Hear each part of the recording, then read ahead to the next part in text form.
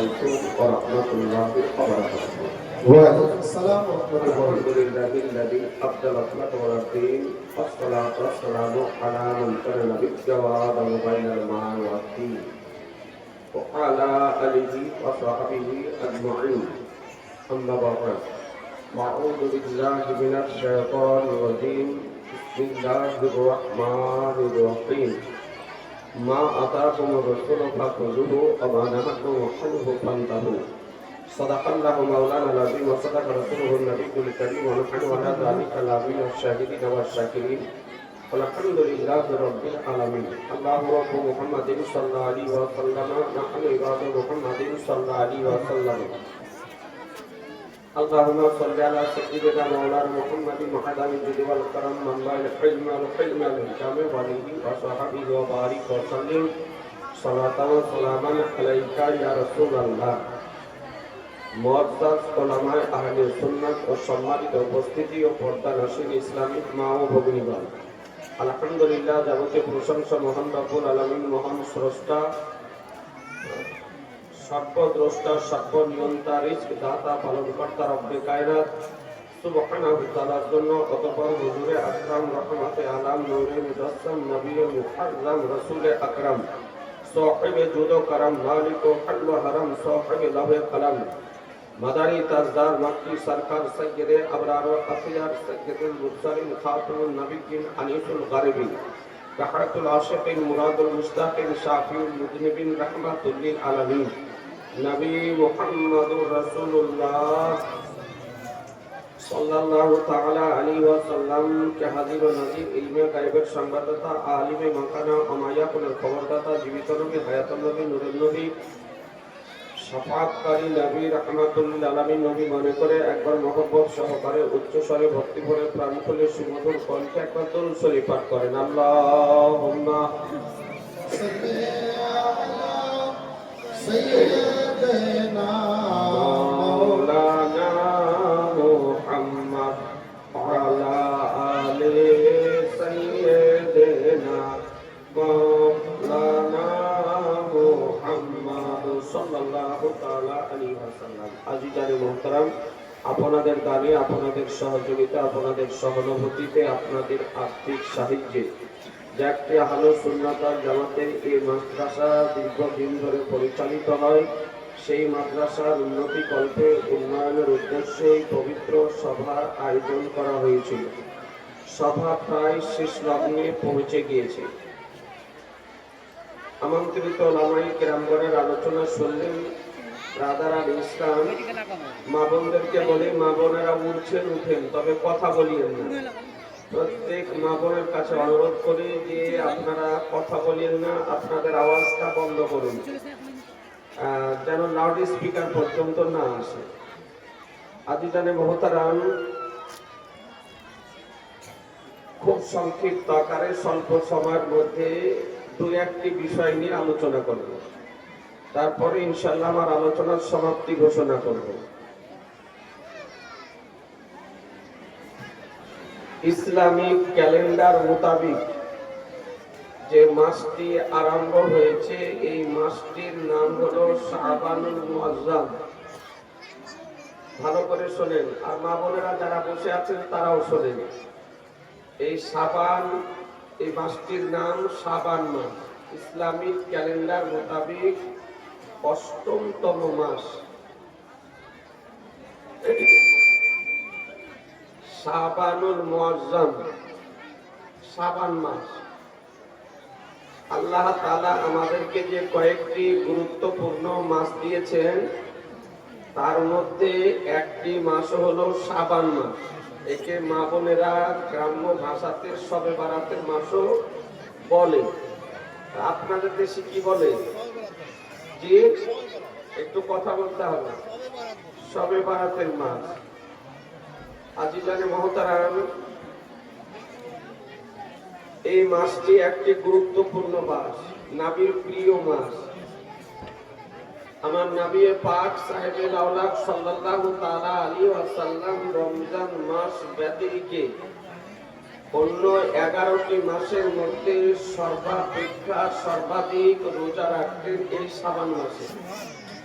নবী আমার মা আয়েশা সিদ্দিকা রাদিয়াল্লাহু তাআলা আনহাতে হাদিস শরীফ বর্ণিত হয়েছে, তিনি বলেন যে কোন বছর নবী আমার শাবান মাস পুরা রোজা রাখতেন, আর কোন মাস কিছু ছেড়ে দিয়ে রাখতেন। অর্থাৎ রমজান মাস ব্যতিরিক্ত যে 11টি মাস আছে, এই 11টি মাসের মধ্যে সর্বাধিক সব থেকে বেশি রোজা রাখতেন শাবান মাস। তার মানে বোঝা যাচ্ছে যে মাসটি একটি গুরুত্বপূর্ণ মাস। এই জন্য আমার রাসূলুল্লাহ সাল্লাল্লাহু তাআলা আলাইহি ওয়াসাল্লাম রোজা রাখতেন। আল্লামা আব্দুল হক মুহাদ্দিস দেহলভী রাহমাতুল্লাহ আলাইহি মা সাবাতা বিনাস সুন্নাহ হাদিস গ্রন্থে তিনি বর্ণনা করেন যে নবী বলেন শাবান ও শাহরি, শাবান মাসটি হলো আমার মাস, আর রমাদান ও শাহরুল্লাহ, আর রমজান মাসটি হলো আল্লাহর মাস। তো যে মাসটিকে নবী আমার মাস বলে আখ্যায়িত করেছেন, খুব ছোট্ট করে একটা আপনাকে হাদিস শরীফ শোনাই, তারপরে তো একটি হাদিস শরীফ দেখাবো। মিশকাত শরীফ প্রথম খণ্ডের 144 পৃষ্ঠায় একটি হাদিস বর্ণিত হয়েছে। হাদিসের রাবী বলেন যে 6 হিজরিতে আমার রাসূলুল্লাহ সাল্লাল্লাহু তাআলা আলাইহি ওয়াসাল্লাম কয়েকজন সাহাবীকে প্রেরণ করলেন নাজদের ইয়ামামা শহর। সেনাপতি বানিয়েছিলেন হযরত মুহাম্মদ ইবনে মুসলিম রাদিয়াল্লাহু তাআলা আনহুকে। এই সাহাবীকে সেনাপতি কমান্ডার তৈরি করে প্রেরণ করলেন। সাহাবাই কিরামগণ নাজদের ইয়ামামা শহরে উপস্থিত হলেন, আর ইয়ামামা শহরে একজন নবী বিদ্বেষী ব্যক্তি ছিল, যার নাম হচ্ছে সুমামা বিন উসাল। এই প্রভাবশালী ব্যক্তি, সমাজে তার আধিপত্য ছিল, একজন ধনশালী ব্যক্তি। সে যে কথা বলতো তার কথার কেউ প্রতিবাদ করতে পারত না, কারণ সে একজন প্রভাবশালী ব্যক্তি। ব্রাদারান ইসলাম, এই ব্যক্তি কেমন ব্যক্তি ছিল? জনসম্মুখে সে বলতে যে আমি 3টি জিনিসকে ঘৃণা করি। বলে কি 3টি জিনিস? বলে 1 নম্বরে হলো নবী যে শহরে এসেছেন এই শহরকে আমি ঘৃণা করি, নাউজুবিল্লাহ। আর দ্বিতীয় হলো নবী যে ধর্ম নিয়ে এসেছেন এই ধর্মকে আমি ঘৃণা করি, অর্থাৎ ইসলাম ধর্মকে। আর তৃতীয় হলো নবীর চেহারা দেখাকে ঘৃণা করি। একটু চিন্তা করবেন, অনেক কাফের ছিল, কিন্তু তারা এরকম কথা আপনার জনসম্মুখে প্রকাশ করত না। আর এই সুমামা বিন উসাল এইরকম একজন কাফির ছিল, একজন নবী বিদ্বেষী, নবী বিরোধী ব্যক্তি ছিল, যে প্রকাশ্য জনসম্মুখে এ ধরনের ঘৃণিত উক্তি আপনার করত। তো সাহাবাই কিরামগণ যাওয়ার পর ওই সুমামা বিন উসালকে গ্রেফতার করেন। গ্রেফতার করার পর অ্যারেস্ট করে সুমামা বিন উসালকে নিয়ে আসলো। নিয়ে আসার পর মসজিদে নববীতে তাকে বেঁধে রাখা হলো। আমার রহমতুল্লিল আলামিন পয়গম্বর আনিসে বেকাসা সাইয়্যিদে কাউনু মাকা বেকাসু কে কাস বেসাহারু কে সাহারা বেচারু কে চারা গরিবু কে হামিদ, রহমতুল্লিল আলামিন নবী আমার এসে দেখতেছেন সুমামা বিন উসালকে বেঁধে রাখা হয়েছে, একজন কট্টর কাফির। আমার নবী মসজিদ প্রবেশ করলেন, নামাজ পড়ে বের হওয়ার সময় জিজ্ঞাসা করেন, সুমামা বিন উসাল তুমি কেমন আছো? একটা বন্দী, তাকে বন্দী করে রাখা হয়েছে, একজন কয়েদি, আর তাকে নবী আমার জিজ্ঞাসা করছেন যে কেমন আছো। যখন নবী আমার জিজ্ঞাসা করেছেন কেমন আছো, তো সঙ্গে সঙ্গে সুমামা বিন উসালের চোখ দিয়ে পানি ঝরতে আরম্ভ করেছে, কারণ বাগাত পড়ে পড়ে গিয়েছে। একজন শক্তিশালী ব্যক্তি, প্রভাবশালী ব্যক্তি, আর আজ সে বন্দী হয়ে গিয়েছে। তো সুমামা বিন উসাল বলতেছে, দেখুন আপনি যদি আমাকে হত্যা করেন আমি জানবো যে একজন খুনি ব্যক্তিকে আপনি হত্যা করেছেন। আর দ্বিতীয়, যদি আপনি আমাকে মুক্তি দেওয়ার জন্য অর্থ বরাদ্দ করেন, আমি অর্থ পরিশোধ করতে প্রস্তুত আছি। অর্থাৎ অর্থের বিনিময়ে আমি মুক্তি চাই। আর তৃতীয়, আপনি যদি আমাকে ছেড়ে যদি দেন, মুক্তি যদি দেন, তো জানবো যে আপনি আমার উপরে ইহসান করলেন, দয়া করলেন। আমার রহমতুল লিল আলামিন নবী তার কথা শুনলেন। নবী কথা শুনে নবী আমার চলে গেলেন।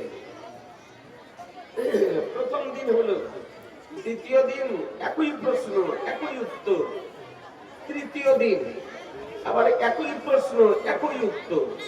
আর এদিকে সাহাবায়ে কিরামগণ যারা নাজদের ইয়ামামা থেকে সুমামা বিন উসালকে অ্যারেস্ট করে নিয়ে এসেছে, তারা মিয়াদ থেকে তরবারিকে বের করে প্রস্তুতি নিয়ে রয়েছেন যে নবীর যদি অর্ডার পেয়ে যায়, অনুমতি যদি পায়, পারমিশন যদি পায়, তো প্রকাশ্য জনসম্মুখে দিবালোকে একে হত্যা করবে। কারণ একজন নবীর দুশমন, শত্রু, একে প্রকাশ্য দিবালোকে হত্যা করবে। মিয়ান থেকে তরবারি বের করে প্রস্তুতি নিয়ে রয়েছে। তৃতীয় দিন আমার রহমতুল লিল আলামিন পয়গম্বর বলেন, সাহাবায়ে কিরামগণ শোনো, আতলিকু সুমামা, বলে সুমামা বিন উসালকে ছেড়ে দাও, সুমামা বিন উসালকে ছেড়ে দাও।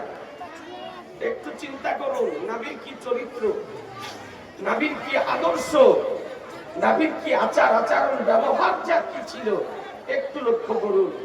সাহাবায়ে কিরামগণ এদিকে তাকে হত্যা করার জন্য প্রস্তুতি নিয়ে রয়েছে, আর আমার দয়ার নবী বলছেন যে কে ছেড়ে দাও। সাহাবায়ে কিরামগণ জাগতিক দৃষ্টিতে সুমামা বিন উসালকে দেখতেছিল, কিন্তু আমার রাসূলুল্লাহ নবুয়তের দৃষ্টিতে সুমামা বিন উসালের বাহ্যিককেও দেখতেছিলেন, আর সুমামা বিন উসালের দিলের হালাতকে দেখতেছিলেন, দিলের অবস্থাকে দেখতেছিলেন। দিলকে দেখতেছিলেন যে সুমামা বিন উসাল আমার নিকটে বন্দী হয়ে গিয়েছে। সুমামা বিন উসালকে ছেড়ে দেওয়ার পরও সে আর যেতে পারবে না, সে আর যাবে না। নবী আমার নবুয়তের দৃষ্টিতে দেখতেছিলেন। নবীর অর্ডার, নবীর নির্দেশ, সঙ্গে সঙ্গে সুমামা বিন উসালকে ছেড়ে দেওয়া হলো। সুমামা বিন উসালকে মুক্তি দিয়ে দেওয়া হলো। সুমামা বিন উসাল কিছু দূর যাওয়ার পর একটা পানি আছে একটা জায়গাতে, তিনি সেখানে গোসল করলেন। গোসল করার পর পোশাক পরিধান করে স্বইচ্ছায় নিজে নিজেই আমার নবীর নিকটে ফিরে আসতেছে। একটু জোরে বলেন, একটু জোরে। সাহাবায়ে কিরামগণকে নিয়ে নবী আমার আলোচনা করতেছেন, আর সুমামা বিন উসাল নবীর নিকটে নিজেই ফিরে আসতেছে। আসার পর বলেন, ইয়া রাসূলুল্লাহ, মায়ের উদর থেকে পৃথিবীতে আসার পর বহু প্রভাবশালী ব্যক্তিকে দেখেছি, বহু মানবকে দেখেছি, বহু জ্ঞানী গুণীকে দেখেছি, তবে ইয়া রাসূলুল্লাহ, কসম খোদা, আপনার মতন আর দ্বিতীয় ব্যক্তিকে দেখিনি, আপনার মতো আর তৃতীয় ব্যক্তিকে দেখিনি। ইয়া রাসূলুল্লাহ, আমাকে কালেমা পড়িয়ে মুসলমান বানিয়ে দিন, আমাকে কালেমা পড়িয়ে দিন। সাহাবীদের উপস্থিতিতে আমার রাসূলুল্লাহ সুমামা বিন উসালকে কালেমা পড়াতেছেন। আশহাদু আল্লা ইলাহা ইল্লাল্লাহু ওয়া আশহাদু আন্না মুহাম্মাদান আবদুহু ওয়া রাসূলুহু। কালেমা পড়লেন, মুসলমান হলেন, সাহাবী হলেন। নবীর চেহারাকে দেখতেছেন, নবীর সিরাতকে দেখতেছেন, নবীর সুরাতকে দেখতেছেন, নবীর আকৃতিকে দেখতেছেন। সুমামা বিন উসাল বলেন, ইয়া রাসূলুল্লাহ, জীবনে তিনটি জিনিসকে ঘৃণা করতাম। এক নম্বরে হলো আপনার আগমনের শহর, যে শহরে আপনি এসেছেন, যে শহরে আপনার আগমন, যে শহরে আপনার শুভাগমন, ও হলো মক্কাতুল মুকাররমা। এ বেরাদারান ইসলাম, যে মক্কাতুল মুকাররমার কসম খোদা করেছেন। কোরআন শরীফ উঠিয়ে দেখুন, রব্বুল আলামিন বলেন, লা উকসিমু বিহাযাল বালাদ, বলে আমি আল্লাহ এ শহরের কসম করতেছি। আল্লাহ শহরের কসম করেছেন, মক্কা শহরে কসম করেছেন। জানতে ইচ্ছা করে, বলে আল্লাহ তুমি মক্কা শহরের কসম কেন করেছো? মক্কা শহরে কাবা আছে বলে, মক্কা শহরে হাজরে আসওয়াদ আছে বলে, মক্কা শহরে আবে জমজম আছে বলে, মক্কা শহরে মাকামে ইব্রাহিম আছে বলে, মক্কা শহরে মিনা আছে বলে, মক্কা শহরে মুজদালিফা আছে বলে, মক্কা শহরে আরাফাত আছে বলে, মক্কা শহরে জাবালে রহমত আছে বলে। আল্লাহ তুমি কসম করেছো। তো রব্বুল আলামিন বলে শোনো আমি কসম কেন করেছি। ও আনতা হিল্লু বিহাযাল বালাদ, বলে হাবিব আপনি এই শহরে অবস্থান করতেছেন, এই জন্য আল্লাহ আমি কসম করেছি।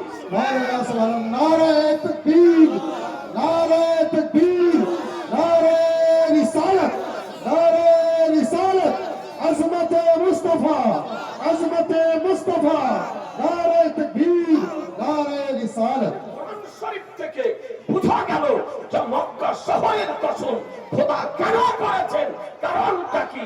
তাহলে পরিষ্কার হয়ে গেল যে কাবার জন্য খোদা কসম করেননি, মাকামে ইব্রাহিমের জন্য খোদা কসম করেননি, হাজরে আসওয়াদ পাথরের জন্য খোদা কসম করেননি, জাবালে রহমতের জন্য খোদা কসম করেননি, আজকে মিনার জন্য খোদা কসম করেননি, আরাফাতের জন্য খোদা কসম করেননি, সাফা মারওয়ার কারণে খোদা কসম করেননি, আরাফাতের জন্য খোদা কসম করেননি, নবীর জন্য খোদা কসম করেছে।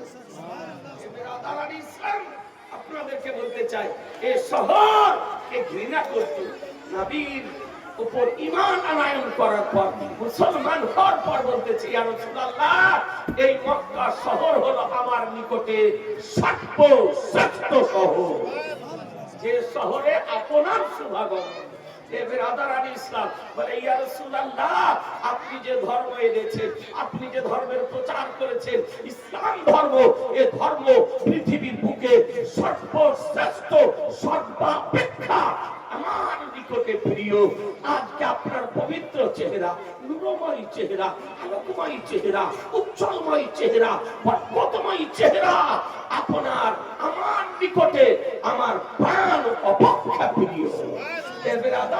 একটু লক্ষ্য করুন, নবীর সঙ্গে সম্পর্ক ছিল না, তো আজকে মক্কার সঙ্গে সম্পর্ক ছিল না, নবীর সঙ্গে সম্পর্ক ছিল না, তো আজকে ধর্মের সঙ্গে সম্পর্ক ছিল না, নবীর সঙ্গে সম্পর্ক হলো, কাবার সঙ্গে সম্পর্ক হলো, নবীর সঙ্গে সম্পর্ক হলো, মক্কার সঙ্গে সম্পর্ক হলো, নবীর সঙ্গে সম্পর্ক হলো, ধর্মের সঙ্গে সম্পর্ক হলো। আজকে আপনাদেরকে বলতে চাই, এ নবী পাক সাহেবে আওলাদ সাল্লাল্লাহু তাআলা আলাইহি ওয়াসাল্লাম সম্পর্কে কোরআন বলে ওমা আরসালনাকা ইল্লা রাহমাতাল লিল আলামিন, আপনাকে নিশ্চয় সমগ্র পৃথিবীর জন্য রহমত করে, করুণা করে, অনুগ্রহ করে প্রেরণ করেছি। সেই নবী বলেছেন যে শাবান মাস হলো আমার মাস, যে মাসে নবী আমার রোজা রাখতেন। এই মাসের মধ্যে একটি গুরুত্বপূর্ণ রাত্রি, তাৎপর্যপূর্ণ রাত্রি, মাহাত্ম্যপূর্ণ রাত্রি, ফজিলতপূর্ণ রাত্রি, বরকতময় রাত্রি, ভাগ্য চেঞ্জ হওয়ার রাত্রি, ভাগ্য পরিবর্তন হওয়ার রাত্রি রয়েছে, যাকে বলা হয় শবে বরাতের রাত্রি। কিসের রাত্রি? জোরে বলেন, শবে বরাতের রাত্রি। অর্থাৎ এই শবে বরাতের রাত্রি আমাদের মধ্যে যুগ যুগ ধরে পালিত হয়ে আসছে, নাকি বলছেন? পালন করেন না? শবে বরাত আপনার শাবান চাঁদে 14 তারিখ এবং 15 তারিখ রোজা রাখে অনেকে। আর কি করেন? 14 তারিখ ইবাদত রাত্রি, আমরা রাত্রি জাগরণ করে ইবাদত করি, জাগরণ করে ইবাদত করি।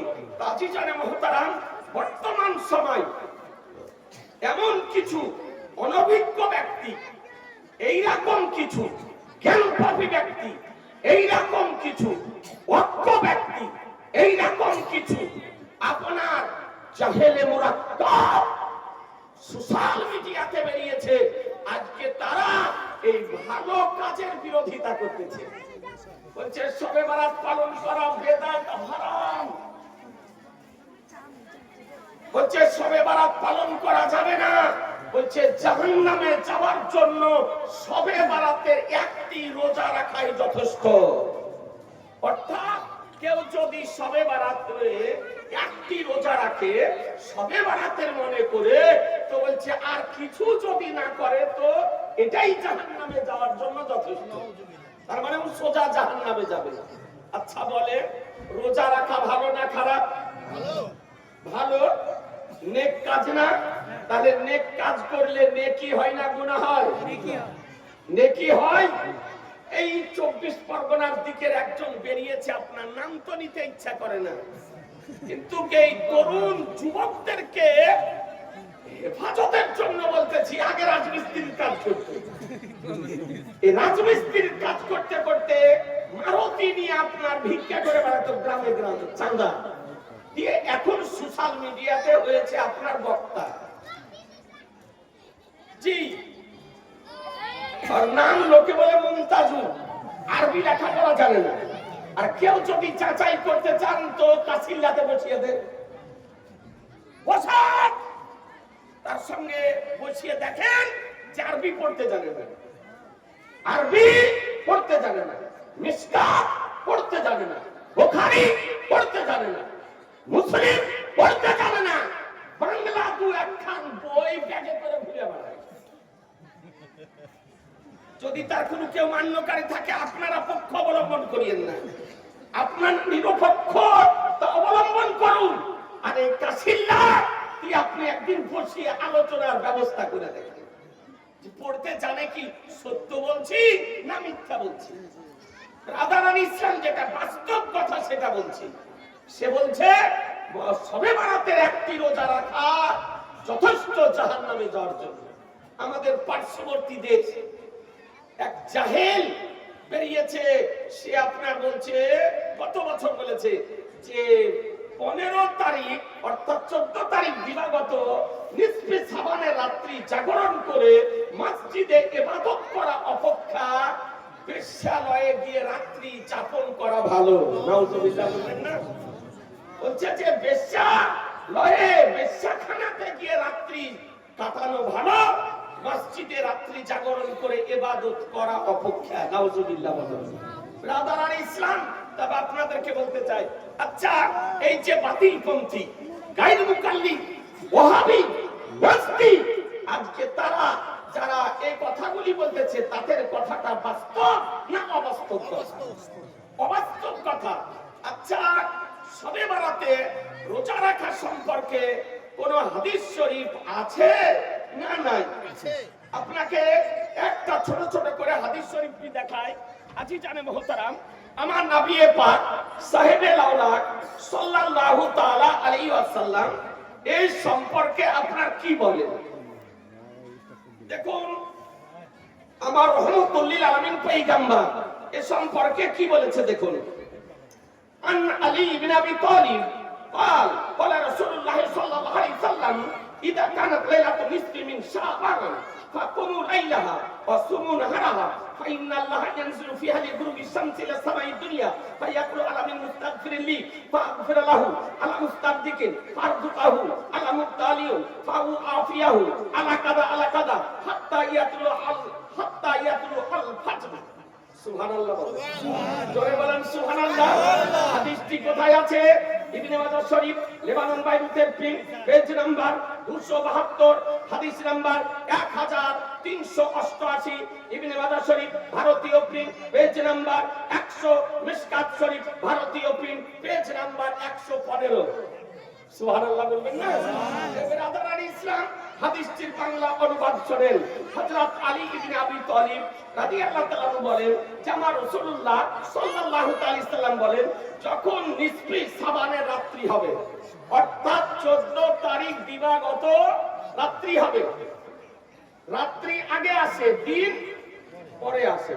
সন্ধ্যাতে আমরা চাঁদ দেখি, সকাল বেলায় ঈদের নামাজ পড়ি, সন্ধ্যাতে চাঁদ দেখি, তারাবি নামাজ পড়ি, তারপরে দিন রোজা রাখি। আল্লাহর নবী বলে নিসফে শাবানের রাত্রি হবে তো কি করো? ফাকুমু লাইলাহা, তো তোমরা রাত্রিতে কিয়াম করো অর্থাৎ রাত্রি জাগরণ করে ইবাদত করো। মুসলমান রোজা রাখো, দিনে রোজা রাখো। তাহলে রাত্রিতে ইবাদত করো আর দিনে রোজা রাখো। কে বলেছেন? আমার রাসূলুল্লাহ। তাহলে বোঝা গেল শবে বরাতে রাত্রি জাগরণ করে ইবাদত করা বিদআত নয়, নাজায়েজ নয়, হারাম নয়, হাদিস হতে প্রমাণিত। আর রোজা রাখা প্রমাণিত। মুসলমান রোজা রাখা প্রমাণিত। আপনাদেরকে বলতে, তারপরে বলে নিশ্চয় আল্লাহ তাআলা এই রাত্রিতে সূর্য অস্তমিত হওয়ার সঙ্গে সঙ্গে প্রথম আকাশে রহমতের দৃষ্টিপাত করেন এবং বলেন যে কেউ কি ক্ষমা প্রার্থনাকারী আছো, যে আমি তাকে ক্ষমা করব। কেউ কি রুচি অন্বেষণকারী আছো, আমি তাকে রুচি প্রদান করব। কেউ কি বিপদগ্রস্ত আছো, আমি তার বিপদ মুক্তি দূর করব। এইরকম করে আল্লাহ তাআলা সূর্য উদিত হওয়ার পর্যন্ত আহ্বান করতে থাকেন। তাহলে বোঝা গেল শবে বরাতের রাত্রি গুরুত্বপূর্ণ রাত্রি, শবে বরাতের রাত্রি রুচি প্রাপ্তের রাত্রি, শবে বরাতের রাত্রি বিপদ মুক্তির রাত্রি, শবে বরাতের রাত্রি ক্ষমা প্রার্থনার রাত্রি। এই জন্য আহলুস সুন্নাত ওয়াল জামাত আজকে 14ই শাবান দিবাগত রাত্রি জাগরণ করে তওবা ইস্তিগফার পাঠ করে, তাসজিকির আজকার করে, তাসবিহ ও তাহলিল করে, দরুদ ও সালাম পড়ে, নামাজ পড়ে, কালামে পাক তেলাওয়াত করে। এ বেরাদারান ইসলাম আর কেঁদে কেঁদে খোদার দরবারে প্রার্থনা করে। এ বেরাদারান ইসলাম আপনাদেরকে বলতে চাই, এই জন্য যে 15ই শাবানের রাত্রি অর্থাৎ 14 দিবাগত রাত্রি, 15ই শাবানের রাত্রি, নিসফে শাবানের রাত্রি জাগরণ করে চমক সহকারে শরীয়ত মোতাবেক পালন করুন মুসলমান। শরীয়ত মোতাবেক পালন করুন। শরীয়ত মোতাবেক পালন করা নাজায়েজ নয়। যারা বলতেছে যে পালন করা যাবে না, তাদের কথা গলত কথা, তাদের কথা ভুল কথা, তাদের কথা হাদিস বিরোধী কথা, তাদের কথা ইসলামিক কথা। এরা হলো আসলে ইহুদি খ্রিস্টানদের দালাল। এরা হলো ইহুদি খ্রিস্টানদের দালাল। আপনাকে আরেকটি হাদিস শরীফ দেখায়। আজিজানে মুহতারাম, আমার নবী পাক সাহেবে আওলাদ সাল্লাল্লাহু তাআলা আলাইহি ওয়াসাল্লাম, নবী আমার দেখুন এ সম্পর্কে কি বলেছেন। কারণ এরা আপনার হাদিস পড়তে জানে না। যদি হাদিস পড়তে জানতো তবে এইরকম ঘৃণিত উক্তি আপনার জীবনে করতো না। দেখুন, আপনারা শবে বরাতে কবর জিয়ারত করেন না? জোরে বলেন, কবর জিয়ারত করেন না? আমরা কবর জিয়ারত করি না? করি না? করি। এরা কবর জিয়ারতেরও বিরোধী নাকি বলছেন?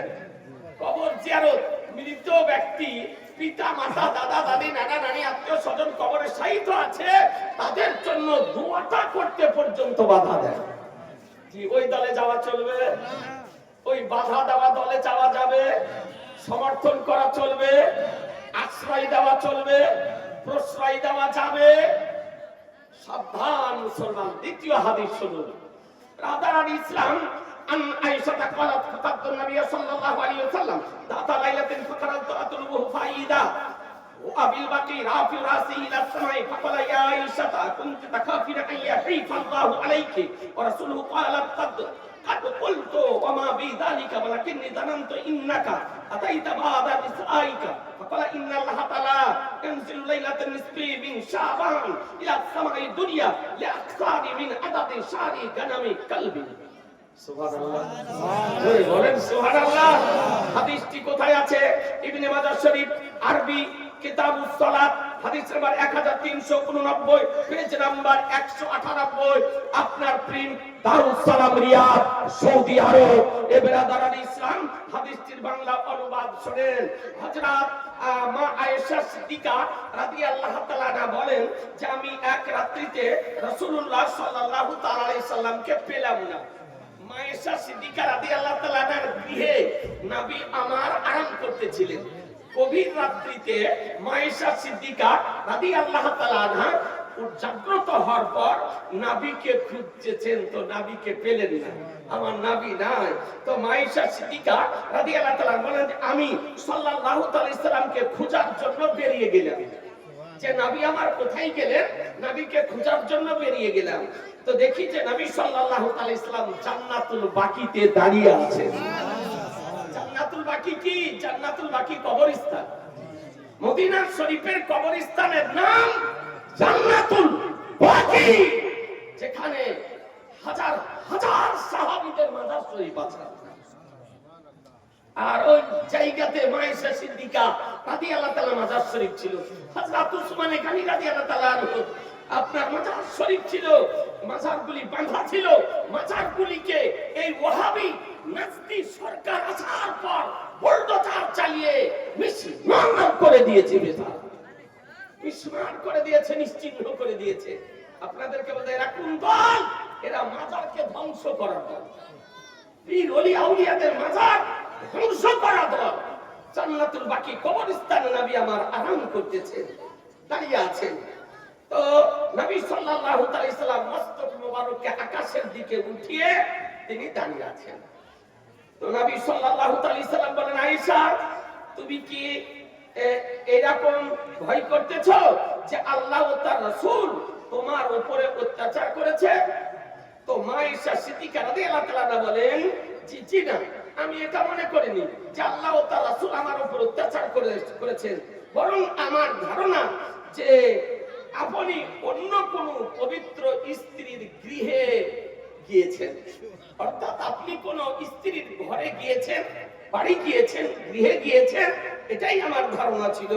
তো নবী সাল্লাল্লাহু আলাইহি সাল্লাম বলেন যে শোনো, আল্লাহ তাআলা শাবান মাসের 15 তারিখে রাত্রিতে আকাশে রহমতের দৃষ্টিপাত করেন এবং বানো কালব গোত্রের বকরীর শরীরে যে পশম আছে তা অপেক্ষা নিজ বান্দার গুনাহকে ক্ষমা করেন। অর্থাৎ ওই বানু কালব গোত্রে আপনার বকরী তারা লালন পালন করত। হাদিস শরীফ বলে যে ওই বানু কালব গোত্রের যে বকরী ছিল তার দেহে যে পশম ছিল তার চেয়েও বেশি নিজ উম্মতের গুনাহকে ক্ষমা করে দেন। তাহলে বোঝা গেল যে শবে বরাতের রাত্রিতে কবর জিয়ারত করা জায়েজ মুসলমান, এবং এই রাত্রিতে আল্লাহ তাআলা নিজ বান্দাকে ক্ষমা করে থাকেন। কোরআন বলতেছে মা তাকুম রাসূলু ফাখুযুহু ওয়া মা নাহাকুম আনহু ফান্তাহু, রাসূল যা প্রদান করেন তা গ্রহণ করে নাও, তিনি যা বারণ করেন তা থেকে বিরত থাকো মুসলমান। তৃতীয় হাদিস বর্ণিত হয়েছে, আরেকটা হাদিস আপনাকে শোনাই, যে হাদিসটি আপনার বর্ণিত হয়েছে ইবনে মাজাহ শরীফে। হাদিস عن أبي موسى الأشعري عن رسول الله صلى الله عليه وسلم قال إن الله لا يطلع في ليلة النصف من شعبان فيغفر لجميع خلقه إلا لمشركين أو مسافرين। سبحان الله, জোরে বলেন সুবহানাল্লাহ। এ বেরাদার, এই হাদিস মুখস্থ বলতে পারি, কিন্তু বলার পর কি বলছে ওয়াহাবি গায়র মুকাল্লিদ, 1.5 হাত পাকে ফাঁক করে দাঁড়া, বলছে কোনো হাদিসে নাই, কোনো হাদিসে নাই। এই জন্য আপনার দেখে বলতেছি যেন বলতে না পারে যে কোনো হাদিসে নাই, না কি বলছে? আর যদি বলে কোনো হাদিসে নাই তো বলবো বসাবসি হোক, আলোচনা হোক, আর নানি মরে যাবে আপনারা বুঝতে পারেন। আপনাকে গ্যারান্টি দিতেছি সাধারণ ইসলাম অতীতও বুঝতে পারেনি, ভবিষ্যতেও বুঝতে পারবে না। হাদিস ইবনে মাজাহ শরীফ কিতাবুস সালাত হাদিস number 1390, page number 198, print Darus Salam Riyad Saudi আরব। হাদিসের বাংলা অনুবাদ শুনেন। হযরত আবু মুসা আশআরী রাদিয়াল্লাহু তাআলা হতে বর্ণিত, তিনি বর্ণনা করেন যে আমার রাসূলুল্লাহ সাল্লাল্লাহু আলাইহি সাল্লাম বলেন, আল্লাহ তাআলা শাবান মাসের 15 তারিখে রহমতের দৃষ্টিপাত করেন। তো এই দিনে মুশরিক এবং চুগলখোর ছাড়া আজকে সমস্ত বান্দাকে ক্ষমা করে থাকেন।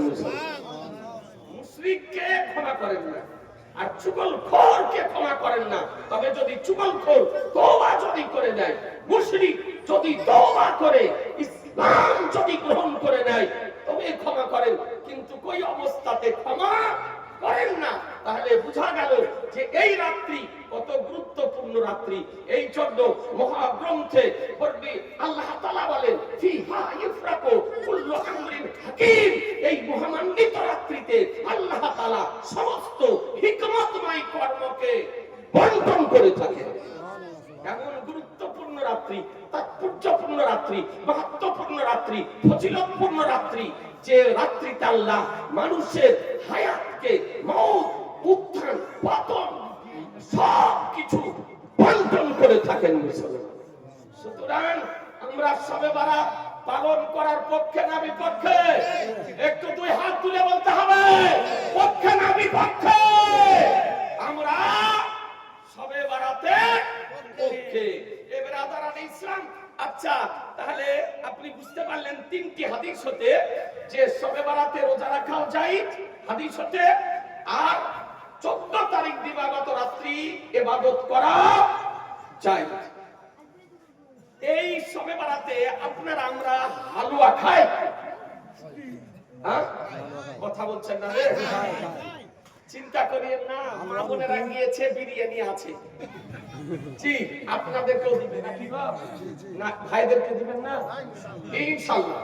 জি, আর যদি না পান তো না পাবেন, কি হলো, একদিন খেলেন না বিরিয়ানি, হ্যাঁ ইনশাআল্লাহ হবে। তো আমরা হালুয়া খাই। হালুয়া খাওয়া বলছে বেদাত, দাঁত বের করে বলতেছে বেদাত গো, বলছে কোনো কেতাবে নাই বেদাত।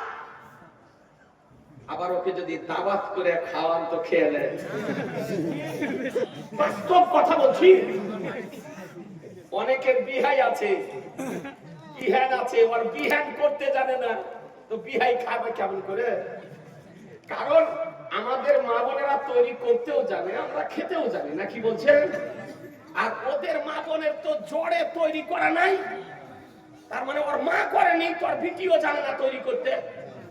ওর মা যদি করে থাকতো তাহলে ওর মেয়েও করতে জানতো, তো জানে না, কিন্তু তৈরি করে দিলে। আচ্ছা বলেন তো, তৈরি করা যদি হারাম হয় তো খাওয়া হালাল হবে? তো খাওয়াও হারাম হওয়া দরকার নাকি? কিন্তু তৈরি করাকে হারাম বলে, বেদাত বলে, কিন্তু খেতে দিলে খেয়ে নেয়। জি, তো হালুয়া খাওয়া বেদাত, বলছে বেদাত। আচ্ছা, এটা বেদাত, ওকে জিজ্ঞাসা করিয়েন তো বিরিয়ানি খাওয়া কি? জি, বিরিয়ানি খাওয়া কি? পাকা বেদাত। বিরিয়ানি খাওয়া বেদাত,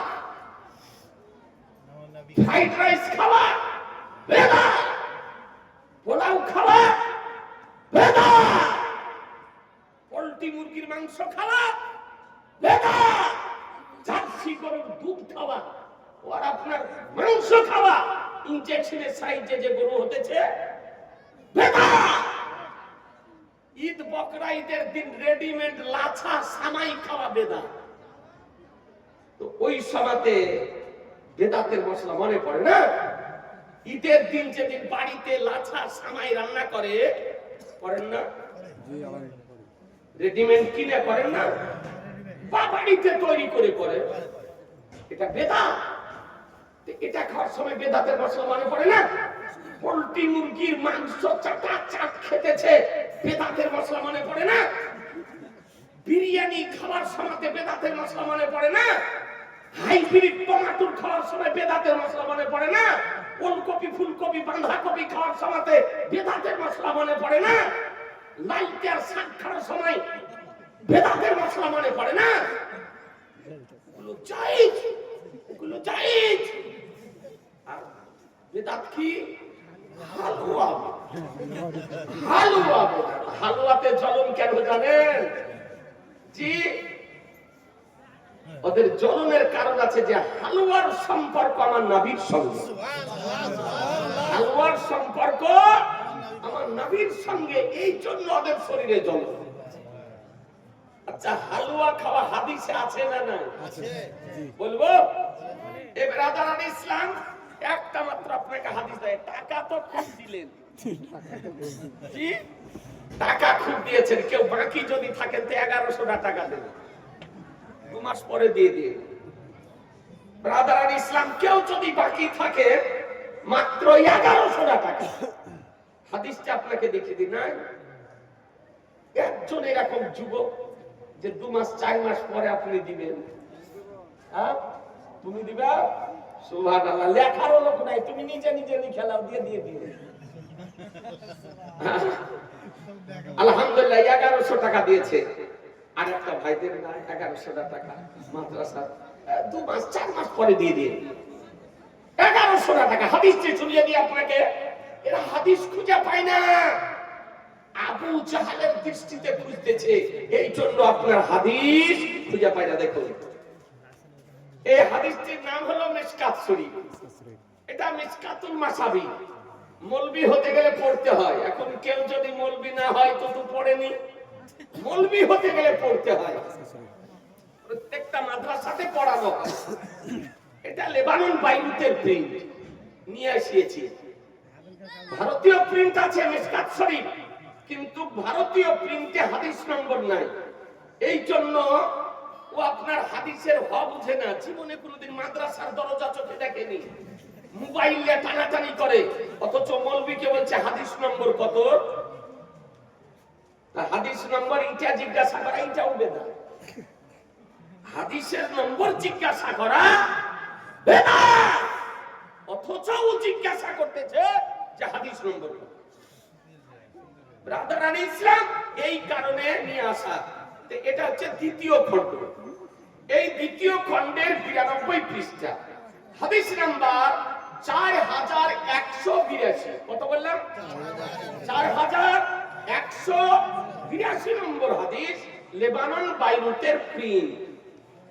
হাদিসটি শোনেন, আন আয়েশা রাদিয়াল্লাহু তাআলা আনহা ক্বালা কানা রাসূলুল্লাহ সাল্লাল্লাহু তাআলা আলাইহি ওয়াসাল্লাম ইউহিব্বুল হালওয়া ওয়াল আসাল, রাওয়াহুল বুখারী। জোরে বলেন আরেকটু জোরে। হাদিসটি কোথায় আছে? বুখারী শরীফ। এই হাদিসটি বর্ণিত হয়েছে হাদিস নাম্বার 5431, বুখারী শরীফে 5431। হাদিসটি মুসলিম শরীফেও বর্ণিত হয়েছে হাদিস নাম্বার 1474, 1474। হাদিসটি আবু দাউদ শরীফেও বর্ণিত হয়েছে হাদিস নাম্বার 3715, 3715। হাদিসটি তিরমিজি শরীফেও বর্ণিত হয়েছে হাদিস নাম্বার 1831, আপনার 1831। হাদিসটি ইবনে মাজাহতে বর্ণিত হয়েছে হাদিস নাম্বার 3323, 3323। আর হাদিসটি দারিমি শরীফেও বর্ণিত হয়েছে হাদিস নাম্বার 2075, 2075। আর হাদিসটি মুসনাদে আহমদের 6ষ্ঠ খণ্ডের 59 পৃষ্ঠাতে বর্ণিত হয়েছে। এতগুলি হাদিসে আছে। জি ব্রাদার ইসলাম, হাদিসটির বাংলা অনুবাদ শোনেন। হযরত আয়েশা সিদ্দিকা রাদিয়াল্লাহু তাআলা আনহা বর্ণিত, তিনি বলেন যে আমার রাসূলুল্লাহ সাল্লাল্লাহু তাআলা আলাইহি ওয়াসাল্লাম হালুয়া আর মধু খেতে ভালোবাসতেন। সুবহানাল্লাহ, সুবহানাল্লাহ বলা যাবে না? সুবহানাল্লাহ। কি খেতে? হালুয়া আর মধু খেতে নবী ভালোবাসতেন। বলুন মুসলমান, যেটা নবীর নিকটে প্রিয় সেটা আপনাদের আমাদের নিকটে প্রিয় হওয়া উচিত হবে না? হবে না? জি জি হবে। যেটা নবীর নিকটে প্রিয় সেটা মুমিনের নিকটে প্রিয়। এ বেরাদার আপনাদেরকে বলতে চাই, হালুয়া খাওয়া বেদাত নয়। আজকে চ্যালেঞ্জ সহকারে কাইল মুকাল্লিদ ওয়াহাবি নাস্তিদেরকে জানাতে চাই, আজকে দিল কখনের নিচে জমিনের উপরে কোন মা এই রকম সন্তানের জন্ম দিতে পারেনি যে কোরআন হাদিস ইজমা কিয়াসের আলোকে হালুয়া খাওয়াকে আপনার নাজায়েজ প্রমাণ করতে পারে। হালুয়া খাওয়া নাজায়েজ নয়, হালুয়া খাওয়া বেদাত নয়, হালুয়া খাওয়া হারাম নয়, হালুয়া খাওয়া নবীর সুন্নাত, সুন্নাত, সুন্নাত। আজিজানে মুহতারাম, আপনাদেরকে বলি, আমরা হালুয়া খাওয়াকে ফরজ মনে করি না, ওয়াজিব মনে করি না। আমরা আমরা নাবির পছন্দনীয় খাদ্য মনে করে ভালোবাসি। নাবির পছন্দনীয় খাদ্য, নাবির প্রিয় খাদ্য, নাবির মাহবুব খাদ্য, তাই আমরা নাবির প্রিয় মনে করে আমরা খাই। সবে বারাতও খাই, বিনা সবে বারাতও খাই, আমরা রমজান মাসেও খাই। যখনই আমাদের মন চায়, আমাদের মা বোনরা চায়, তখনই বাড়িতে হালুয়া আপনার তৈরি করে। এ বেরাদার ইসলাম এমন একটা প্রোটিন খাদ্য যে বাচ্চা থেকে বৃদ্ধ পর্যন্ত সবাই খেতে পারে। দাঁত থাকলেও খেতে পারে, আর দাঁত না থাকলেও খেতে পারে। একটা ওয়াহাবী মৌলবি বলতেছে যে হালুয়া মানে এ হালুয়া নয়, বলে হালুয়া মানে, তো বলছে হালুয়া মানে হলো মিষ্টি খাদ্য। হালুয়া মানে মিষ্টি খাদ্য, আবিধানিক অর্থ হালুয়ার মিষ্টি খাদ্য। আচ্ছা বলেন, আমাদের মা বোনেরা যে তৈরি করে বাড়িতে, কেউ করে আপনার যার যেমন সমর্থন আছে সে তেমন করে। কেউ করে ডিমের হালুয়া, কেউ করে বাদামের হালুয়া, কেউ করে ছোলার হালুয়া, কেউ করে গাজরের হালুয়া, কেউ করে পেঁপের হালুয়া, কেউ করে কুমড়োর হালুয়া, কেউ করে আটার হালুয়া, কেউ করে সুজির হালুয়া, করে না? জি। আচ্ছা, আমাদের মা বোনেরা যেটা করে, এটা লবণাক্ত? লবণাক্ত কি না? টক, তেতো, ঝাল কি মিষ্টি? তো যদি হালুয়া শব্দের অর্থ আবিধানিক অর্থ হয় মিষ্টি, তাহলে হালুয়াও মিষ্টি। সুতরাং হালুয়া খাওয়াও যাই যাই যাই। কোরআন বলতেছে মা তাকুম রাসূলু ফাখুযুহু ওয়া মা নাহাকুম আনহু ফান্তাহু। রাসূল যা প্রদান করেন তা গ্রহণ করে নাও, তিনি যা বারণ করেন তা থেকে বিরত। আরবিতে বলে হালুয়া, ফার্সিতে বলে হালুয়া, উর্দুতে বলে হালুয়া, হিন্দিতে বলে হালুয়া, বাংলাতে বলে হালুয়া। এ বেরাদারান ইসলাম আপনাদেরকে বলতে চাই, তাহলে হালুয়া খাওয়া যায়। সবে বারাতে করি কেন? যে সবে বারাতের দিনটি আমার নবীর প্রিয় দিন, তাই নবীর প্রিয় দিনে আমরা নবীর প্রিয় খাদ্য তৈরি করে ফাতিহা দিই, পরিবার পরিজনের জন্য ব্যবস্থা করি, আত্মীয় স্বজনকে দিই, বন্ধু বান্ধবকে দিই, ফকির মিসকিনকে দান করি। আমরা নিজেরা খাই, আমরা ফরজ মনে করি না, ওয়াজিব মনে করি না, জরুরিও মনে করি না, নবীর পছন্দনীয় মনে করে আমরা তৈরি করি। জি, কথা বোঝা গেল না? এই হালুয়া খেতে যদি কেউ বাধা দেয়, তবে তার বাধা শোনা যাবে? জোরে বলতে হবে যে আজি জানে মোহতারাম, যারা একটি বাধা সৃষ্টি করবে, জেনে নিতে হবে এরা নবীর পক্ষের ব্যক্তি নয়, এরা হলো নবীর বিপক্ষের ব্যক্তি। এরা নবীর বিপক্ষের ব্যক্তি। সুতরাং এই বর্তমান পরিস্থিতিতে ঈমানকে সুরক্ষিত রাখার জন্য আজকে একটি আপনাদের যে মাদ্রাসা কায়েম করেছেন, এই মাদ্রাসাকে জীবিত রাখা প্রত্যেকের ধর্মীয়, সামাজিক, নৈতিক দায়িত্ব। এই মাদ্রাসা যদি থাকে আপনার ঈমান হেফাজত, তাহলে ওলামা যদি থাকে আপনাদের ঈমানের হেফাজত করবে, তাহলে মাদ্রাসাটাকে সাহায্য করতে হবে না? হবে না? কি হবে? এ বেরাদারান ইসলাম আপনাদেরকে বলতে চাই, এ নবী পাক সাহেবে লাউলাদ সাল্লাল্লাহু তাআলা আলাইহি ওয়াসাল্লাম এর দেওয়া বিধান মোতাবেক আমরা কর্ম করি। আচ্ছা, আপনাকে কথা বলি, আমরা এই যে কবরটা জিয়ারত করি বললাম, সবে বারাতে কবর জিয়ারত করে, তো কবর জিয়ারত করাটা হাদিস শরীফে আছে না নাই? কবর জিয়ারত করা চলবে না চলবে না? এবার আদারান ইসলাম খুব ছোট্ট করে আপনাদেরকে একটা হাদিস শরীফ দেখিয়ে দিই, যে আমার নবী পাক সাহেবে লাউলাদ সাল্লাল্লাহু তাআলা আলাইহি ওয়াসাল্লাম এই সম্পর্কে আপনার কি বলেন, যে কবর জিয়ারত করা যাবে না যাবে না? আমার রহমতুল লিল আলামিন পয়গম্বর, দুনু জাহানের মালিক ও মুক্তার নবী আমার কি বলেন দেখুন। আন বুরাইদা قال قال رسول الله صلى الله عليه وسلم نهيتكم عن زيارة القبور হাদিসটি কোথায় আছে?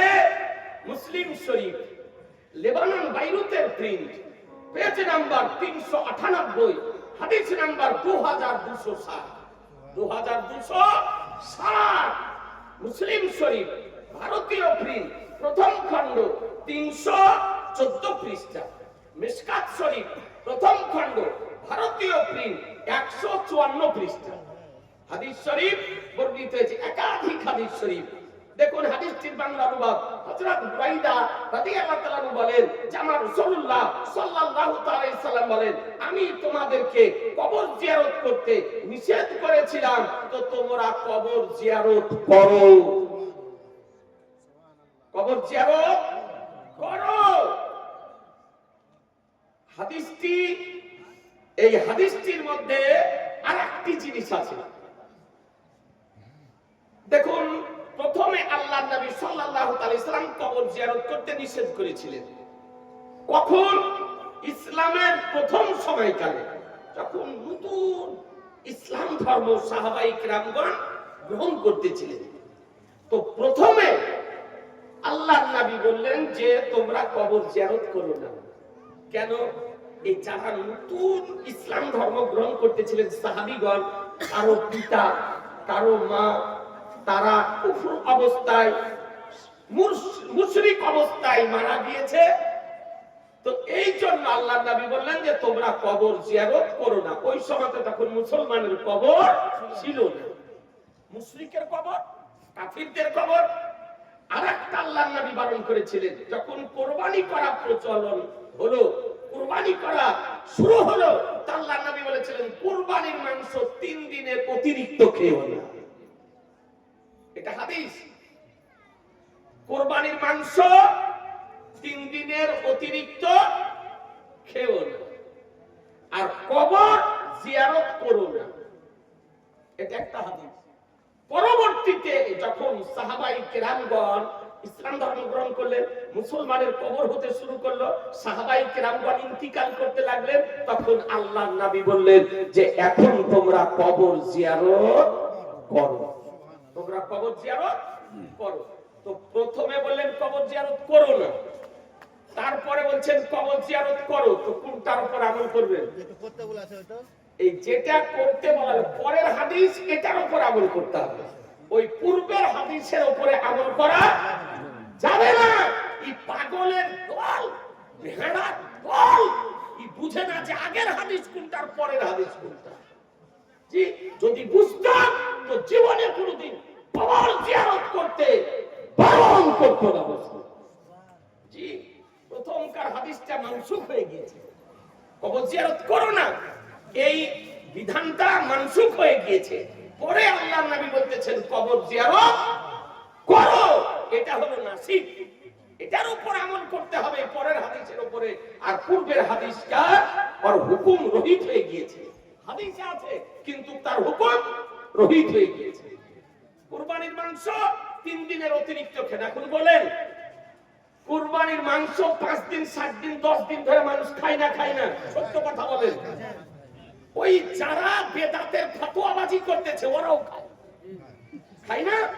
বাড়িতে বড় বড় বিহায়ের দেওয়া ফ্রিজ, জি, আর ফ্রিজে মাংস ভরা, আপনার 5 দিন 7 দিন 10 দিন করে আপনার মাংস রেখে দিয়েছে, ওই কুরবানির মাংস। তো আল্লাহ নবী বলেছেন 3 দিনের অতিরিক্ত খেও না, এটা প্রথমে বলেছিলেন। পরবর্তীতে আল্লাহ নবী বলেন তোমাদের অংশ থেকে তোমরা যতদিন ইচ্ছা খাও। তোমাদের অংশ থেকে 3 ভাগে বিভক্ত করা মুস্তাহাব, 3 ভাগে বিভক্ত করে 2 ভাগ বিতরণ করা মুস্তাহাব। 1 ভাগ থাকলো, এই অংশ থেকে তুমি 5 দিন 7 দিন 10 দিন যতদিন ইচ্ছা তোমার তুমি খাও। তাহলে খেও না 3 দিনের অতিরিক্ত, এর আমলটা রহিত হয়ে গিয়েছে। এটা পূর্বের হাদিস। পরে আল্লাহর নবী বলতেছেন তোমরা তোমাদের অংশ থেকে খাও যতদিন ইচ্ছা, সুতরাং খাও, এটার উপরে আমল করতে হবে। ওই পূর্বের হাদিসটি রহিত হয়ে গিয়েছে, আমল বন্ধ হয়ে গিয়েছে। এ বেরাদার আল ইসলাম, আল্লাহর নবী বললেন কবর জিয়ারত করো। তাহলে কবর জিয়ারত করতে হবে না? হবে না? জি হবে। এ বেরাদার, আমরা কবর জিয়ারত করি। আজকে আলহামদুলিল্লাহ সবে বারাতেও কবর জিয়ারত করি, মুহররমেও কবর জিয়ারত করি, ঈদেও কবর জিয়ারত করি, শুক্রবারও কবর জিয়ারত করি। কবর জিয়ারতের জন্য সর্বশ্রেষ্ঠ দিন হলো শুক্রবারের দিন ফজরের নামাজের পর আপনি পিতার কবর জিয়ারত করুন, মায়ের কবর জিয়ারত করুন, আপনি কবরস্থান গিয়ে জিয়ারত করুন, মুসলমানের কবর জিয়ারত করুন। আর যদি শুক্রবার না পারেন, যেদিন পারবেন আপনি গিয়ে কবর জিয়ারত করুন। এ বেরাদার হাদিসটি হলো মুতলাক। আল্লাহর নবী বলেন ফাজুরুহা, অর্থাৎ মুসলমানের কবর জিয়ারত করুন। আমরা ওলির মাজার জিয়ারতে যাই, পীরের মাজার জিয়ারতে যাই, ওই দাতা বাবার মাজার জিয়ারতে যাই, খাজা বাবার মাজার জিয়ারতে যাই, তো বলছে যে হারাম। আমরা বলছে কবর পূজারী, শুনছেন না? বলছে কবর পূজারী। আচ্ছা বলেন ইমানের সঙ্গে আমরা কবর পূজা করি না জিয়ারত করি? জোরে বলেন। তাহলে আমাদেরকে বলতেছে কবর পূজারী, এই কথাটা সত্য না মিথ্যা? তাহা মিথ্যা কথা, মিথ্যা অপবাদ লাগাতেছে।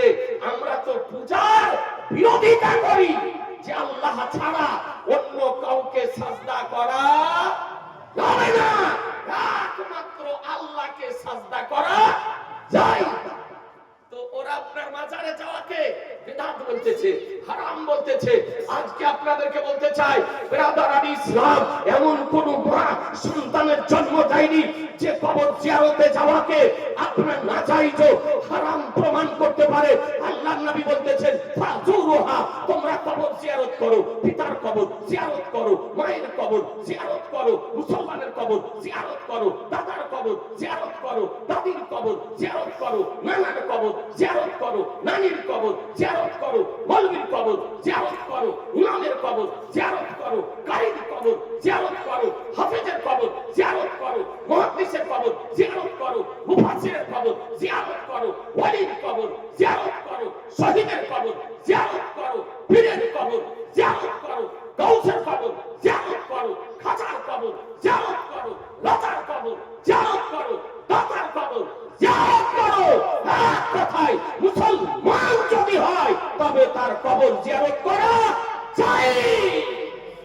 কোরআন বলল মা তাকুম রাসূল ফাখুযুহু ওয়া মা নাহাকুম আনহু ফান্তাহু, রাসূল যা প্রদান করেন তা গ্রহণ করে নাও, তিনি যা বারণ করেন তা থেকে বিরত।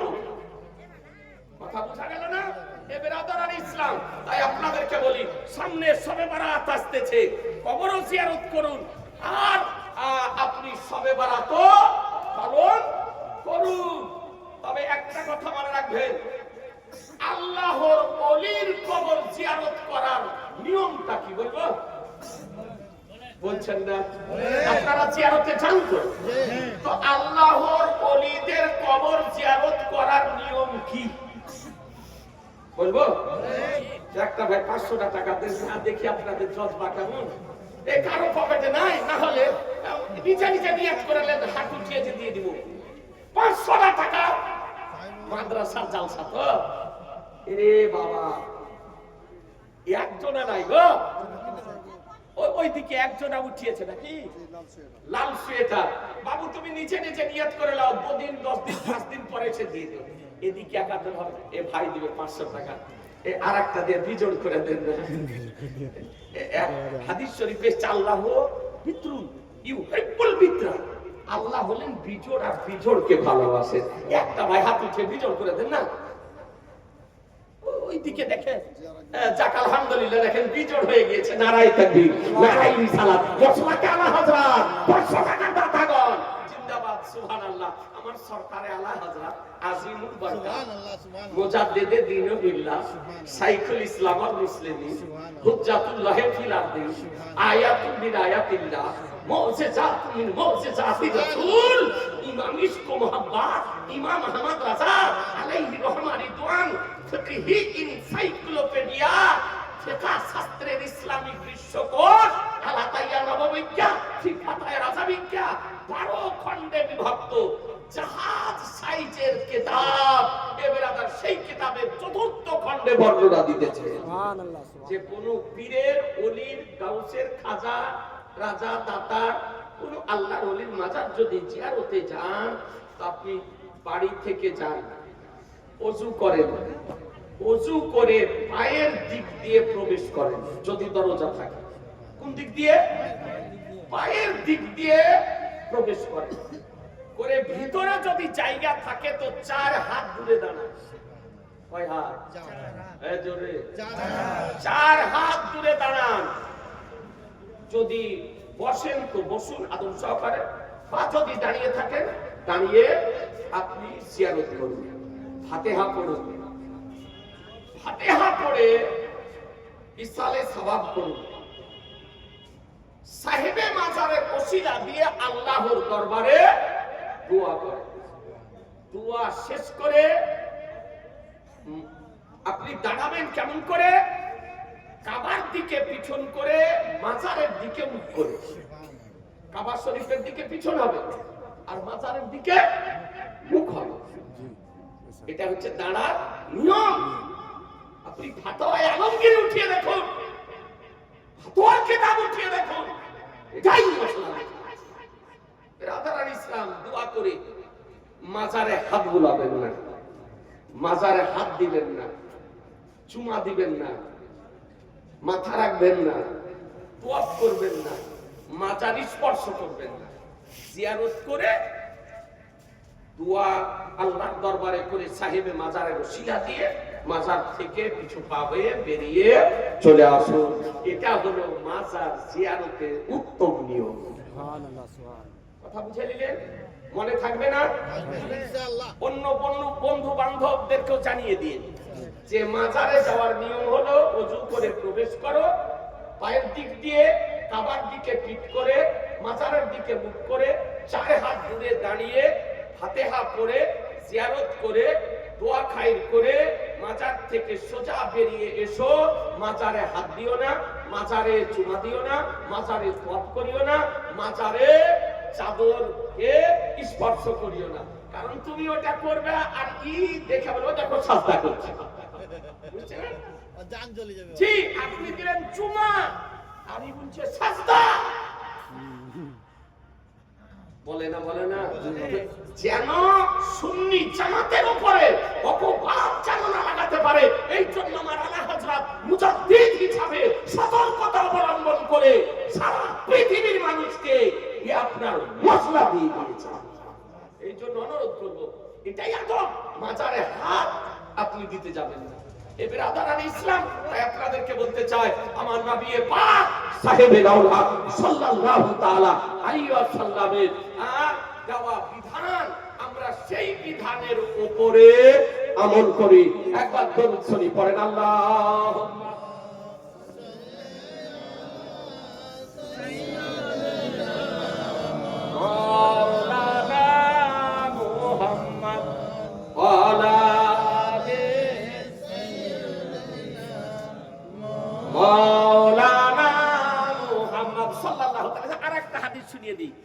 জি, সেটা হলো আমরা হাত উঠিয়ে দোয়া করি না, কি বলছেন? করেন না? জোরে বলেন না। আমরা হাত উঠিয়ে দোয়া করি। আমরা নামাজের পরে হাত উঠিয়ে দোয়া করি, আযানের পরে হাত উঠিয়ে দোয়া করি, জিয়ারত করার পর হাত উঠিয়ে দোয়া করি,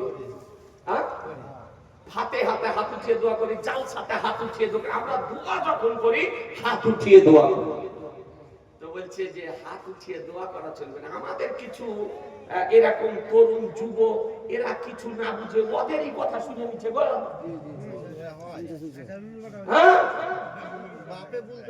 এই মোবাইলে যে বই পড়বর্তা কিছু বেরিয়েছে, এইরকম আগাছা, এসার নামাজ পড়লো ইমামের পিছনে নাভির নিচে হাত বেঁধে, সকালে উঠছে তো মহিলাদের মতন জোর করে বুকে হাত বাঁধছে।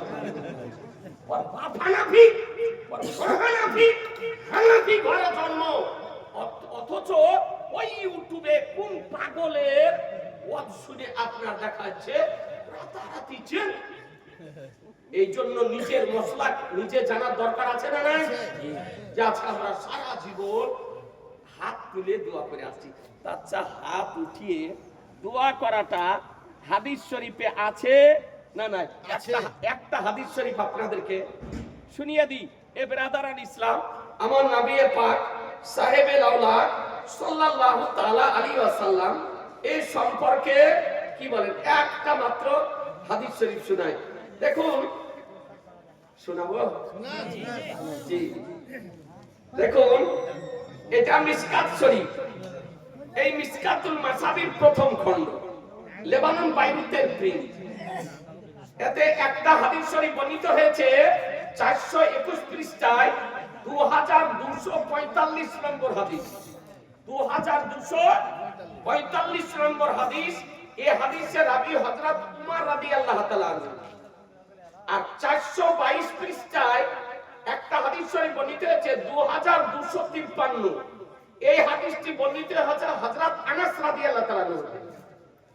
2254 নম্বর হাদিস। এই হাদিসটি বর্ণিত হয়েছে সাহল ইবনে সাদ রাদিয়াল্লাহু তাআলা আনহু। আর 2255 নম্বর হাদিস। এই হাদিসটি বর্ণিত হয়েছে সাইব ইবনে ইয়াজিদ রাদিয়াল্লাহু তাআলা আনহু। তাহলে 4 জন সাহাবী হতে 4টি হাদিস বর্ণিত হয়েছে। একটা হাদিস শুনাই ব্রাদার ইসলাম। عن سعيد بن يزيد عن أبيه أن النبي صلى الله عليه وسلم كان إذا دعا فرفع يديه مسح وجهه بيديه. سبحان الله. سبحان الله. ব্রাদার ইসলাম, তো হাদিসটি বাংলা অনুবাদ শুনেন।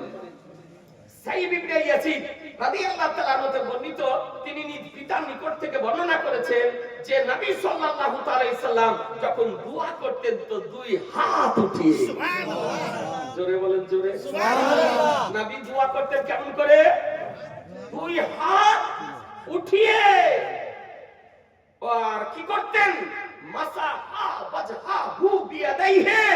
আর দুয়ার শেষে হাতকে চেহারার উপরে বুলিয়ে নিতে। তাহলে হাদিস থেকে বোঝা গেল এই হাদিস তিনটিকে ইমাম বাইহাকি দাওয়াতুল কাদিরের মধ্যে আনয়ন করেছেন। তাহলে পরিষ্কার ভাবে জানা গেল যে দোয়াতে হাত উঠানো নবীর সুন্নাত, দোয়ার শেষে চেহারার উপরে বুলিয়ে নেওয়াও নবীর সুন্নাত। কথা বুঝে নিলেন? এবার আদার ইসলাম এখন আরেকটা প্রশ্ন করতেছে, বলছে সম্মিলিত দোয়া করা কোথায় আছে? সম্মিলিত দোয়া করা কোথায় আছে? একসঙ্গে মিলে দোয়া করি না, এটা হলো তো ইমাম আমাদের দোয়া করে, ইমাম দোয়া করে না। মুক্তা দিয়ে আমরা কি বলি? আমিন। কথা বলছেন না? আমিন। ইমাম দোয়া করেন, আমরা বলি আমিন। একেই তো বলে সম্মিলিত দোয়া। বলছে এটা করা চলবে না, একা একা করলে চলবে, কিন্তু সম্মিলিত দোয়া করা যাবে না। একটা হাদিস শুনিয়ে দিই। আলহামদুলিল্লাহ, এ ব্রাদারান ইসলাম, আমার নবী পাক সাহিবে আওলাদ সাল্লাল্লাহু তাআলা আলাইহি সাল্লাম কি বলেন দেখুন। একটা হাদিস শুনেলেন।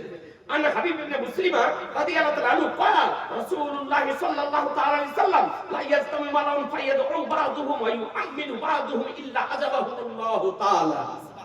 সুবহানাল্লাহ, সুবহানাল্লাহ, জোরে সুবহানাল্লাহ। হাদিসটি কোথায় আছে? আল মুস্তাদরাকুল হাকিম, তৃতীয় খণ্ড, 390 পৃষ্ঠা। আল মুজামুল কাবীর আলী তাবরানী, চতুর্থ খণ্ড, 26 পৃষ্ঠা। মাজমাউল জাওয়াহিদ, দশম খণ্ড, 170 পৃষ্ঠা। কানসুল উম্মালিল মুত্তাকি, হাদিস নাম্বার 3368, দ্বিতীয় খণ্ড, 108 পৃষ্ঠা। হাদিস শরীফটি বর্ণিত হয়েছে 4টা হাদিসের মধ্যে। হযরত হাবিব ইবনে মুসলিমা রাদিয়াল্লাহু তাআলা আনহু বর্ণিত, তিনি বলেন আমার রাসূলুল্লাহ সাল্লাল্লাহু তাআলা আলাইহি সাল্লাম বলেন যে একটি জামাত যখন দোয়া করে, সুবহানাল্লাহ, একটা জামাত দল যখন দোয়া করে, ওর মধ্যে বাদ অন্য কেউ দোয়া করে আর অন্যরা আমিন আমিন বলে, আমিনু বাদুহু, অন্যরা আমিন আমিন বলে, তো তাদের দোয়াকে আল্লাহ তাআলা কবুল করেন। তাহলে বোঝা গেল সম্মিলিত দোয়া করলে সেই দোয়াকে আল্লাহ তাআলা কবুল করেন। এ বেরাদার, 4খানা হাদিস হতে সম্মিলিত দোয়া করা দিবালোকের নাই প্রমাণিত মুসলমান। কোরআন বলতেছে রাসূল যা প্রদান করেন তা গ্রহণ করে নাও, তিনি যা বারণ করেন তা হতে বিরত থাকো। সুতরাং আমাদেরকে আহলুস সুন্নাত ওয়াল জামাতের আকীদাগুলির উপরে, কর্মসমূহের উপরে পাহাড়ের মতো স্থির থাকতে হবে। বলুন ইনশাআল্লাহ, জোরে বলুন ইনশাআল্লাহ। ব্রাদার ইসলাম, আচ্ছা দুটো কাগজ আছে, কি লেখা আছে দেখি।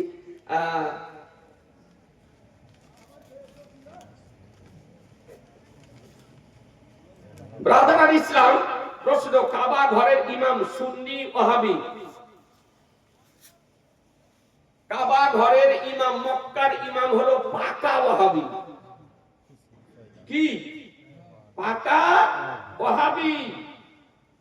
তার জ্বলন্ত প্রমাণ তারা তাওয়াসসুল বিল আম্বিয়া, তাওয়াসসুল বিল আউলিয়া কে তারা অস্বীকার করে। তাদের কুফরি আকীদা আছে, কোরআন বিরোধী আকীদা, হাদিস বিরোধী আকীদা। এরা হলো আপনার ওয়াহাবি। মক্কার ইমাম ওয়াহাবি, মদিনা শরীফ মসজিদে নববীর ইমাম ওয়াহাবি। এই জন্য উমরাতে যদি যান, হজে যদি যান, তো ইমামের পিছনে নামাজ পড়বেন না, একা একা নামাজ পড়বেন। কথা বুঝে নিলেন ব্রাদার ইসলাম? আচ্ছা, আমাদের গ্রামে ওয়াহাবিরা মাংস বিক্রি করতে আসে, তাদের কাছ থেকে মাংস কিনে খাওয়া যাবে কি? জি না। কোন ওয়াহাবি, দেওবন্দি, তাবলিগি, জামাতি, কাদিয়ানি, ওয়াহাবি, নাচরানি, ফারাজি, হালাহাদি কেউ যদি মাংস বিক্রি আপনার কাছে করতে আসে, তাদের জবাকৃত পশুর মাংস খাওয়া যাবে না, তাদের কাছ থেকে মাংস আপনার নেওয়াও যাবে না। এটাই শরীয়তে আপনার বিধান। হুজুর, আমি আমার সহ আমাদের গ্রামের অনেক যুবক হাত দিয়ে জেনা করেছি এবং করছি, কোনো মতে ছাড়তে পারছি না। কি করে এই জেনা থেকে মুক্ত পাবো? দেখুন, হস্তমৈথুন করা হারাম, হস্তমৈথুন করা হারাম, হাত দিয়ে জেনা করা হারাম। যদি কোনো ব্যক্তি করে তওবা ইস্তেগফার পাঠ করুন, আর যদি কোনো অসুখ থাকে তাহলে ডাক্তার দেখান, আর বেশি বেশি করে তওবা ইস্তেগফার পড়ুন, মরণকে ভয় করুন, কবরের কথা স্মরণ করুন, গুনাহ থেকে আপনি বিরত থাকবেন, মৌতের কথা স্মরণ করেন, আপনি থাকবেন, অনেক বিরত থাকবেন। সুতরাং জেনা হচ্ছে হারাম গুনাহ, সুতরাং জেনা করা মহাপাপ, মহাপাপ। সুতরাং এ থেকে বিরত থাকবেন।